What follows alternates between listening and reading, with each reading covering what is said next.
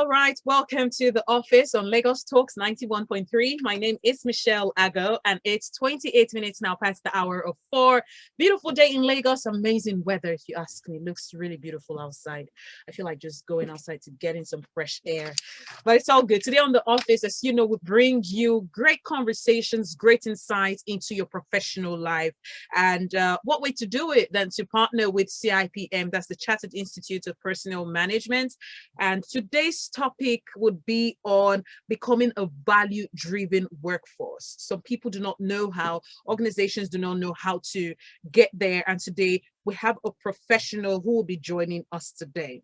All right, let's just quickly do a quick introduction of who she is. Yes, she is the head corporate services of Veritas Capital Assurance PLC. As a people professional, she spearheads the company's wide administration and activities of human capital management, procurement and maintenance, and in customer interaction center. She's a graduate of the University of Hertfordshire in the United Kingdom with a BSc in Business Information Systems and possesses an MSc, that's a master's degree in Service Management from the University of Buckingham, UK. She brings to bear over 15 years of hands-on experience in strategy, policy formulation, and implementation that has led and managed several high-priority projects in several organizations, along with her career in research, banking, asset management, human capital management, customer service, and information technology. She has demonstrated her sterling leadership attributes as head corporate service at TAK Asset Management Limited, the head of embassies and airlines at United Bank of Africa, UBA, and business development manager at Main Street Bank Limited, just to name a few, because there's so many things that she has achieved over the years. And her name is Madam Aisha Garba. Welcome to the office. Welcome to the conversation. Good evening. Good evening. It's nice to be here. Thank you so much. I must commend you. You pronounced the last name very well, Garba. Oh, nice. So yeah, well, it is Garba, so that's fine. Sometimes it's pronounced a bit differently, but yeah. So yeah, it's good to be here. Thank you very much. Absolutely. It's a pleasure to have you join us today. We always bring professionals on the show, and the listeners are always itching to hear from professionals because, you know, we're in Lagos, it's a metropolitan city, and there's so many people in the workforce in different parts of the economy, even people with businesses, entrepreneurs that tune into the office to learn new tips on how to manage their staff, how to manage their books, and how to treat their bosses. And it just cuts across different areas. So that's the value that we bring to the listeners today. So to the listeners, listen, to join the conversation, remember you can tweet at Lagos Talks 913, that is at Lagos Talks 913, and you can use the hashtag the office 913, that is hashtag the office 913. Call the phone lines as well on 01-515-0913, 01-515-1913.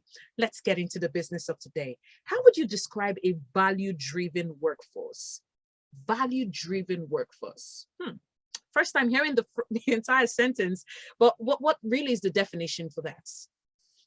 Thank you for that question. It's something that we all need to key into as organizations, as employers, as employees, because that is what will differentiate one organization from the other. So put it simply, it's basically a workforce that is treated and recognized as the most important assets of the organization. So the collective manpower, the people individually, they come together and form that workforce, and they're appreciated as you know, value drivers. So they're like an asset. I mean, like any other investment really in the organization, and they're capable of driving, you know, healthy returns for the organization. Okay. That's good. That's great to know. Thank you. So what are the benefits of being value driven? What do companies stand to gain from being value driven? Or what do employers stand to gain for having a value driven workforce? What's the benefits? Now, being value driven actually cuts across purpose. It cuts across outcomes of the organization's performance, its businesses, its relationships with different stakeholders, you know, from the investors to the regulators to the society. So every stakeholder that has a stake in that organization, it cuts across. So it's important to ensure that, you know, an organization is value driven, because that comes with a higher purpose, that comes with responsibilities, and having a solid belief system that, as individuals, if we're value driven, as employees, they're value driven, they're able to aspire to see that, okay, this organization, I have an entrepreneurial mindset, it's like my organization. I would like to see that it performs well. So what can I do to add value? How do I create value? How do I ensure that I make an impact that, is sustainable? So it's really more of, identifying and locating those individuals, those talents, that have value and are willing to go the extra mile to provide that value and contribute to the organization. All right. So I think right now you just touched on two different bodies together, the employers and the employees. So as an employer, you need to be able to identify the right talents, those with the right passion that you need to drive that value into your company or bring out great results. And you as an employee yourself, you also need to identify with the goals of the company, understand why you're there, identify the value that you can bring and go the extra mile to make it happen. Just having that entrepreneurial spirit, making sure that business, you're owning that space, you're doing what is expected of you and adding great value altogether. Thank you for that. Now, some organizations will rather make a profit. Let's talk about that now. Some organizations will rather make a profit at the expense of the value that they give to their customers. What are your thoughts on this? Profits at the expense of value is a no-no. It's not okay. I mean, it's basically a disservice to the customer and to the stakeholders. I mean, it undermines value, it undermines quality, it undermines ethics. I mean, it touches and borders on ethics, so it's something that the shift and the narrative should be more on value maximization more than profit maximization, because you have to have value first before you can even make profit. So take, for instance, where the innovation of new ideas that you need to translate into products that can be sold competitively, requires human capital, requires value. So until that has been taken care of, been identified, been provided with the right resources and technologies, you can't take it to market, and then you can't make profit. So value is very central to the organization. And as I mentioned, it's two ways, so the individual, the employee, and then the employer, must, know their responsibilities in providing value, in adding value, in making value. All right, so a good response. But I've noticed that over time, or we have noticed that over time, when companies or organizations or establishments make that profit, they finally have the investors happy. Everyone is really happy with the profit margin that they've made over the years. The value tends to decline. And we see businesses that have been really, been in your glory days become very stifled and just stagnant or even declining at the end of the day. How exactly can organizations continue to maintain the value even after seeing so much profit over the years? How do they stay motivated? This is very crucial in running a business and sustaining a business. So as I mentioned, the emphasis should be on value maximization. Now, to do that and to focus on ensuring you're able to retain your profits. Otherwise, you start, having high attrition of the customers and high attrition of even the staff, and that way you lose value, you lose your profit. So, but to sustain it, what is integral here is the people. The people are the assets. We still have to go back to that fundamental assets that we have in the organization. How do we retain them? It's all about, identifying, retaining, making them happy, making the environment conducive enough and nurturing it enough for them to be able to bring out more value, bring out more ideas, so that there's a whole buzz of ideation, there's a whole buzz of this is our company, this is our brand, this is our logo, so the internal brand ambassadors, the internal social media marketers, they have a passion for it. So the responsibility, of course, lies still with the organization to ensure that, as the employer of labor, that you make it a duty that people that you're employing, you identify that they're fit for purpose. That is, first of all.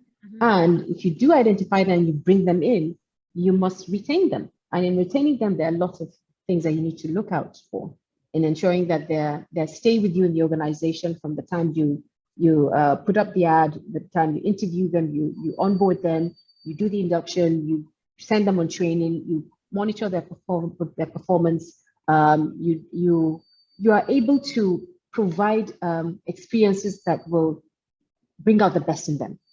You know, you have to equip them with the necessary tools, with the necessary resources, and, you know, ensure that they are eager to give innovation. You know, after all, as talents, as professionals, you know, you're paid to provide, you know, the value that you have within you, which will translate to, you know, products, will translate to services, will translate to profit for the organization. So really, it's about having a very formidable ecosystem that will ensure people are excited to be there. They would have a higher purpose and look forward to maintaining, you know, or sustaining, you know, those values that they have. All right, thank you for that. Let's talk about the ratio for organizations that want to remain relevant or keep their sustenance going. What do you think should be the ratio of profit to value? How do you balance it out? You know, that's a tricky question, and I've gotten a few questions around that in the past, and my response has always been not to be quick to peg figures around value against profit, because value can be quite difficult to measure. It's intangible. Okay, so if you want to place or peg a figure or a percentage around it vis-a-vis, you know, how it will affect profit, it's not a good approach. Rather, the emphasis should be on even locating, you know, the human capital that is capable of providing that value and nurturing it, like I said. So if one can, you know, as an organization, you know, we are able to identify that, the profit will eventually come in. So the emphasis should not be so much on, looking at efficiency ratios. This is not about efficiency ratio or cost to income ratio. This is about value, creating the value, sustaining it in order for you to even have the profits. So I'm very cautious about, you know, quickly pegging a figure or having like a percentage around the two of them together like that. Of course, they are connected, no doubt. You know, there's a strong connection between the two in terms of profit, in terms of value, but to say that, you know, there should be a percentage of how you try to balance it, it's not advisable. First of all, identify your talents, the personalities, the competencies, the behavioral, you know, mindset that you want to have, the fitness for purpose, you know, and the interest, you know, that they have in the organization. I mean, those are things that are a bit hard to measure, but they are measurable in terms of, okay, the soft side of it when you're running your surveys and making sure that, you know, engagement levels are high. So the emphasis should be more on that, you know, the soft side of things, you know, monitoring and ensuring that, you know, they're okay, they're happy, their welfare, their well-being, and all those other elements, you know, come into play. So if that is reinforced, then, you know, the profit is not an issue. It will come in, because without having people deliver the value, that profit is not going to come in. All right, thank you. Now, we all know how the business environment is in Nigeria. Maintaining value is not easy. As much as you want to put in so much value, sometimes you feel you're getting stretched out or you're thinning out on resources because things just get expensive. You know, they just keep going higher and higher and higher and higher. How can you help customers understand or see the value that you bring in comparison to the price that they have to pay for this value? Because sometimes they think, oh, it's the same thing, it's the same product you've been selling for 10 years. Nothing has changed so far. So why do I have to pay more for it?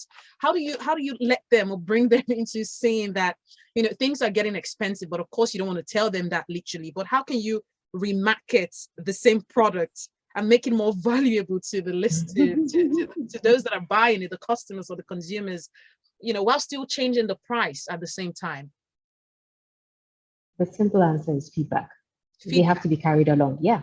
Okay. Feedback, as cliche as it is fundamental, you know, that we continue to get that feedback from them and carry them along. We have to be obsessed with our customers. to get the best out of them. We need to try and be ahead of the curve in terms of their expectations and in order to meet them. So we shouldn't be reactive, we should be proactive. And in doing that, we must carry them along. We must get that feedback. So if we want to repackage a product or introduce a new product at a higher premium or at a higher rate or different pricing, the research and development would have taken place into account. And part of that research, they need to be part of it. So you will have to have the voice of the customer, the VOC.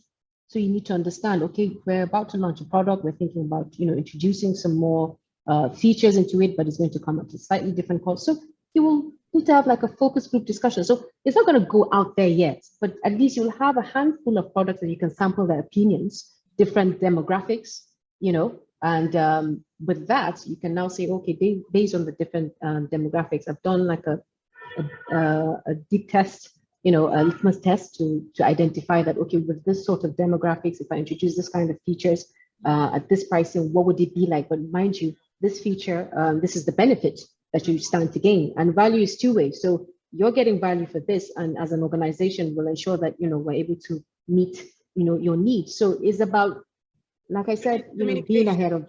Yeah. Mm-hmm. Thank you. I find that some companies, send constant newsletters on things like this. It's like a family. They see their clients or their customers as family members. They share everything.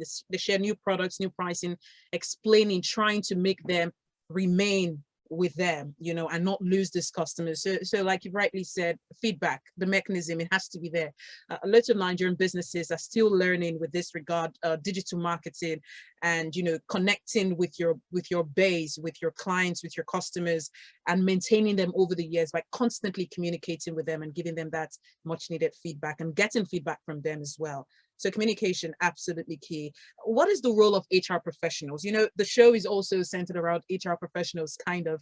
And when it comes to a value-driven workforce, what role can the HR professionals play in building a very strong value-driven workforce? Yes, as HR professionals, we're central to this. As much as we talk about employers interchangeably, the people that own that process are the HR professionals because they recruit.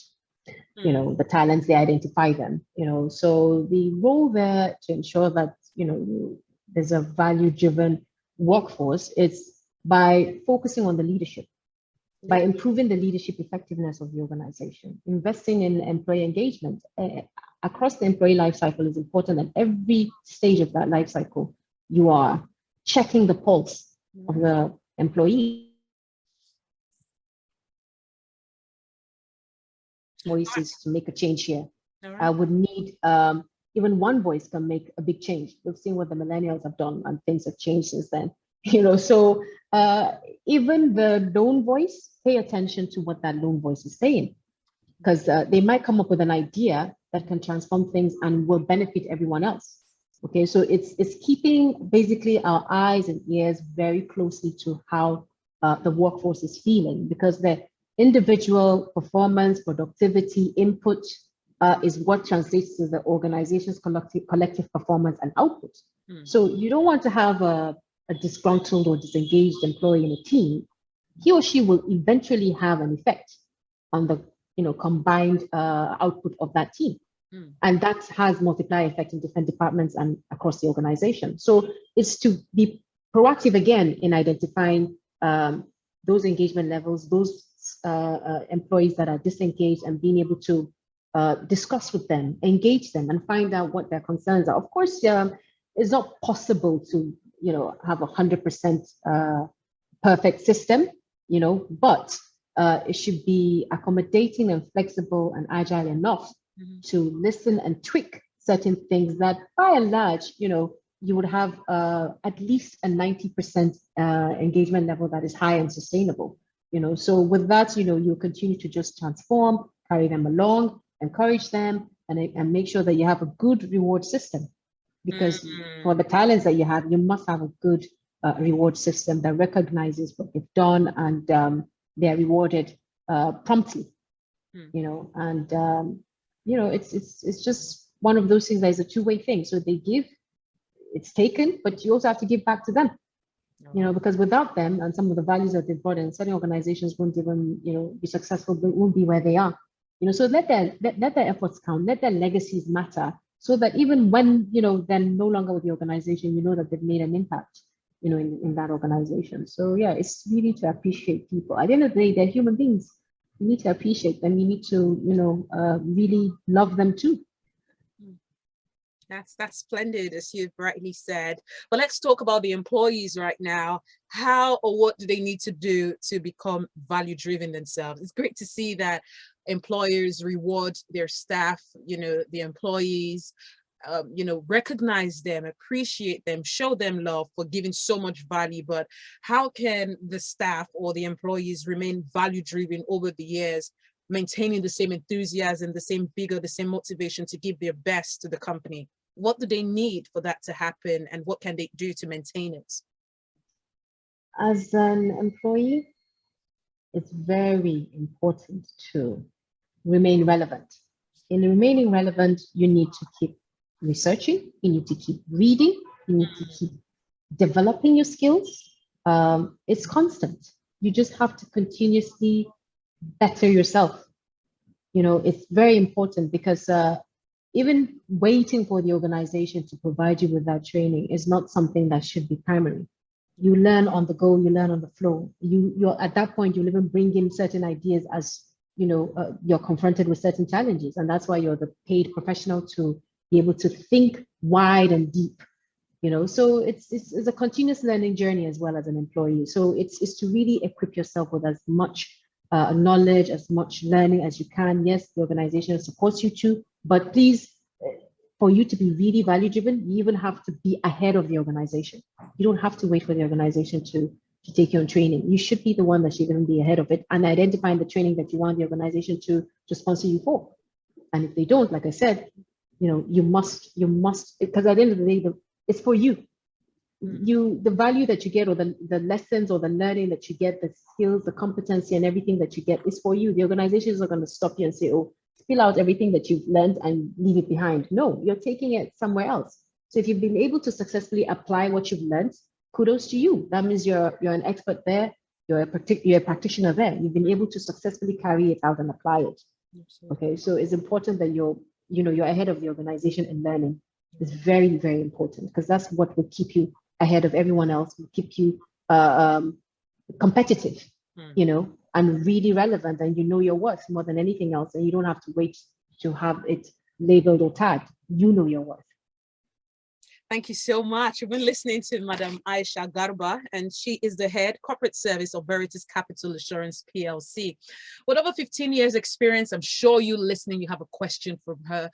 You want to tap into her wealth of experience and knowledge and wisdom. So if you have a question and you'd like to join the conversation, you can send us a message on WhatsApp right away, or call. She's right here to listen and attend to your questions. Call the phone lines 0809 234 5913, 0809 191 3913, 0809 222 0913, or call the landline numbers on 01 515 1913, 01 515 0913. Send us a message on Twitter as well at Lagos Talks 913. That is at Lagos Talks 913. You can use the hashtag the office 913. On WhatsApp, it's 0809 234 5913. Great stuff. We have to go on a quick ad break, but we're right back to continue the conversation. And if you want to join the conversation, you can still just send us a message during the ad break, and when we return, we'll read it before we wrap up the show. You're listening to The Office. This is Lagos Talks 913. Stay with us. Don't go anywhere.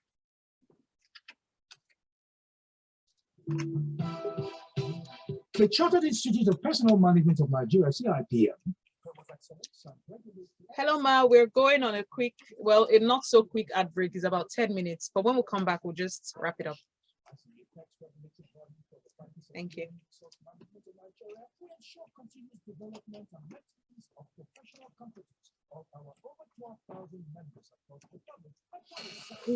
Who is that? Who is that?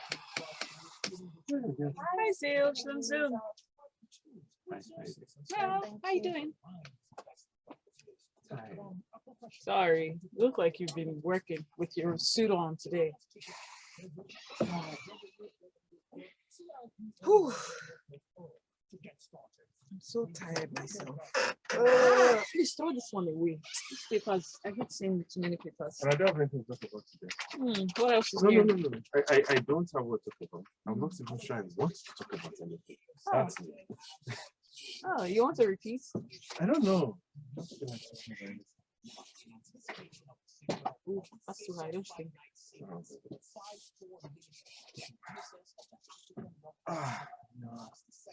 Your country is angry. I don't think I want to talk about anything. Oh, yeah, you can vent, so it's fine too. It doesn't fit me. No fitty solutions. I don't know. I don't even want to do just what I don't have what to talk about. I don't want to think about talk about. Not even. I could think about it for you. You just have to be willing to talk. I want to think about it. The nature of anger. We could talk about the nature of anger. You can use it as a venting strategy. They won't even know you're venting, you know. You can be angrily talking about anger. Think about that. It makes sense, doesn't it, Beverly? It does. Yes, it does. It's fine. You know, we could talk about the one that fits you today. Who knows? Someone might relate with you, you know. The nature of anger. What is anger? Michelle! Anger is. No.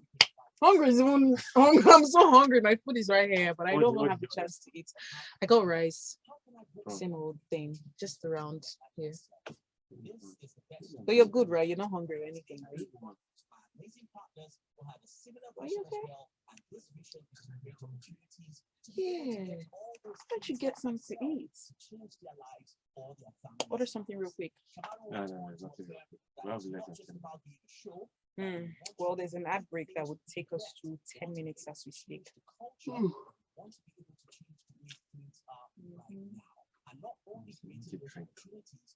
Yeah, that could help. Get a soda, energize. I can go. Can I walk down back in 10 minutes? She can help you. What do you want to do? A drink. What drink? Either. Where are you going? The pharmacy, right? She could go to Seattle here. Is it next door? Yeah, literally. That's what it is. It's like a proper restaurant. What drinks do they have? But you could get juice or something else. Oh shit! I scanned your menu. But do you still have it? No, I don't go to the pharmacy. Oh, it's supposed in the pharmacy. Because it boosts. Okay, that's she could do that too. No. Yeah, sure, she could do that too. Because it boosts.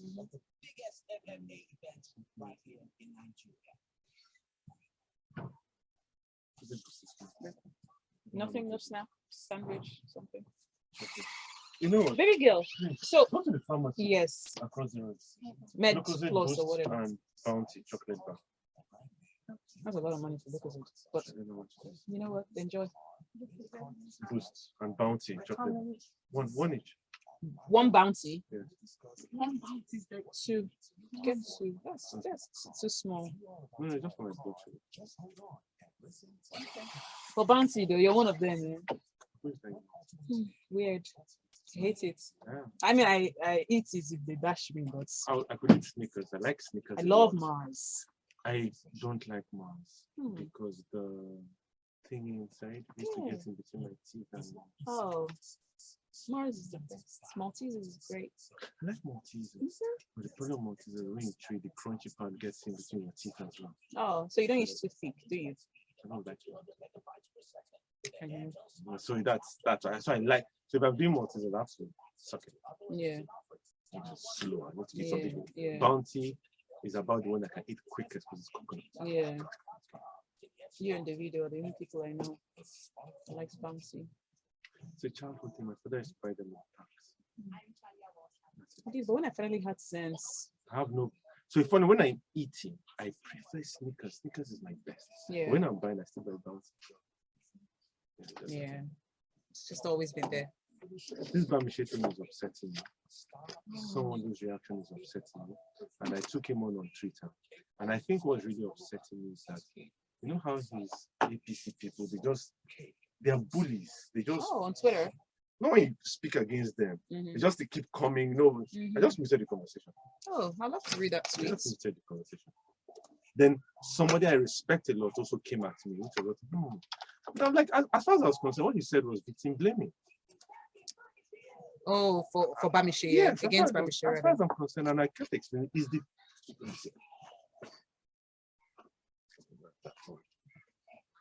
My dear governor. no, this is the second. My dear governor. This is another second one. See, nobody came on that one. This one, yeah. No, this first one. Oh, This one, yeah. Nobody came to say anything on this one. this one. This No, is- no, this, this one. This first one. This okay. one. Because when you When died, Sylvester you shut died, down oh, this thing. You did yeah. not. You did not. There was no mincing words Because it about was a it. private school. Bang, you shut it down straight away. That Bamishe has been murdered within your assets. What do you have to Within the say? asset of government. Oh, I refuse to call this. Do you understand? Oh. You're not going to tell us this is what you should have done. Why didn't you tell Bill when this is what you should have done? Right. So this is what I said was this was the first one. My dear governor, I really don't. I can't diversify what you're insinuating, but it does not sound like. But it does It does sound like victim blaming. Let's assume the lights were off, and let's even assume that the bus was off service. Then why in God's name did the innocent driver pick up the passengers? Yeah, take responsibility. Why are they picking up passengers in the first place? It's your assets. Yeah. Who is NPO reports though? Is it them? But I read the news. I read the story itself too. I called him out some days ago too on my show. I think on Wednesday, 2 days ago. Yeah. How is he victim blaming? How can that he's giving security advice? You don't give security advice after the event. Yeah. Before a resolution. Yeah, be proactive. You don't. Yeah. And I said, okay, what if this was a rape victim and the police said, oh, next time, madam, don't dress like this? What will we say? Yeah. We'll say security advice. Yeah. Very nice. Just muted the conversation. Yeah. Ninja.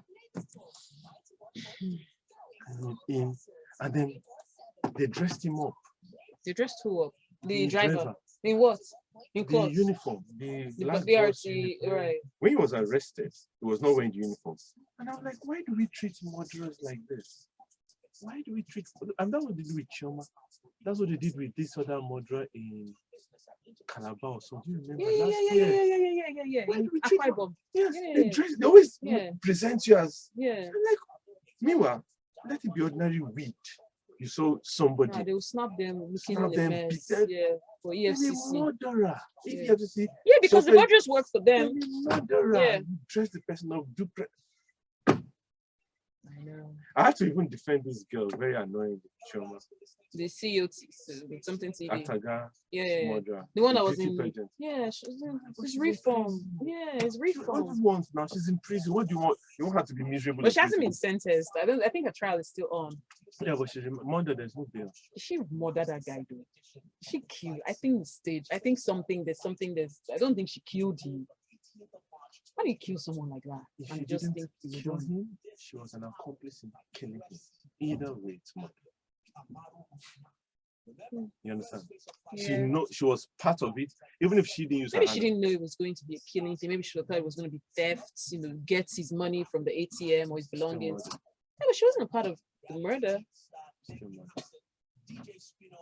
But how she was anyway. By law, it's murder. Mm. So law on murder is very, very, I don't like it. That's what it is. So if I pinch you and you die, it's murder.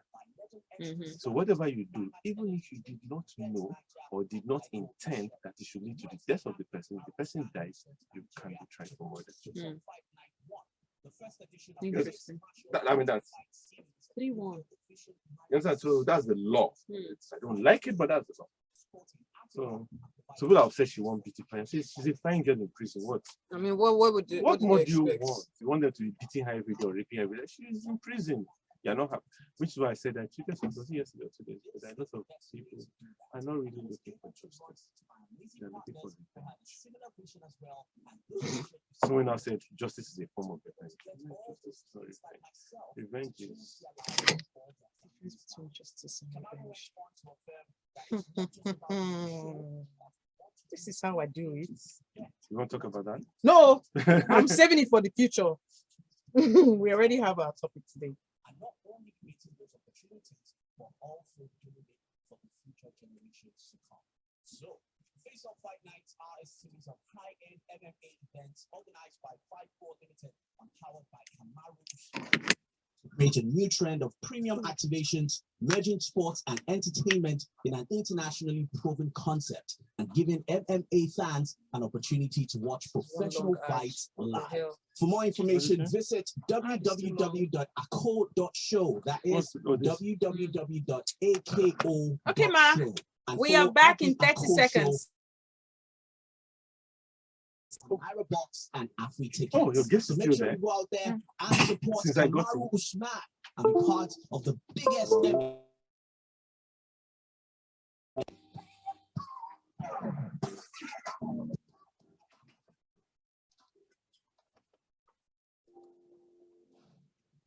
Join the conversation on the most relevant issues affecting the workplace, as well as the human resource patterns being positioned to solve them on The Office. Get notifications on available job listings and advice on how to apply from featured experts in the industry every Thursday from 4:30 p.m. to 5 p.m.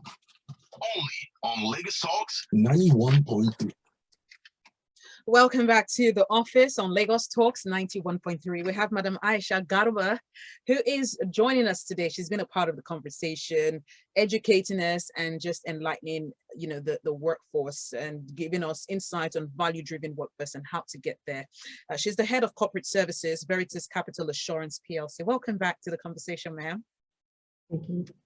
Thanks for joining us. All right, we have a message here that we're wrapping up the show with. It's coming from, well, he or she didn't say their names, but good evening, Michelle and Madam Aisha. This session is very insightful. Please, I'd like to know how I can improve myself as an HR officer who works in an unstructured company and doesn't have proper HR experience. Very good question. And my advice for the individual is not far from what I had mentioned earlier, that you need to invest in yourself, because that's where you find that you're able to add that value. So if in an unstructured environment or in an organization that is not structured, be the flower that will grow there. Believe in yourself that you need to chart a roadmap for yourself. What exactly do you want to do in that organization? What value do you want to bring? What area of the workforce or challenges or interventions or support, what part of it do you want to improve on? So that will now help to shape the scope of your job there, or your role there, or what value you want to create there.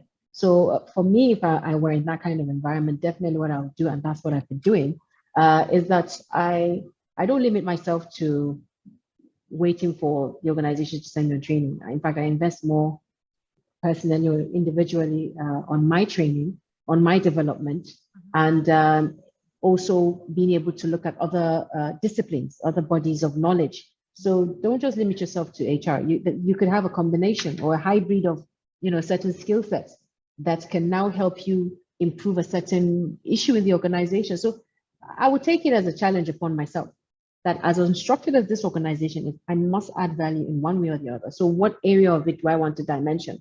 So you need to dimension your environment very well, dimension the organization. What layers within the organization is it that you want to target for improvement? You can't fix everything, all at once. Even if you had all the time, you wouldn't be able to, because you still need to carry people along. So that's why it's important to identify the areas of interest where you really have a passion to see change there. Because if you want to see change, we start with ourselves. You have to look at the mirror and say, okay, what change do I want? Let me start with myself.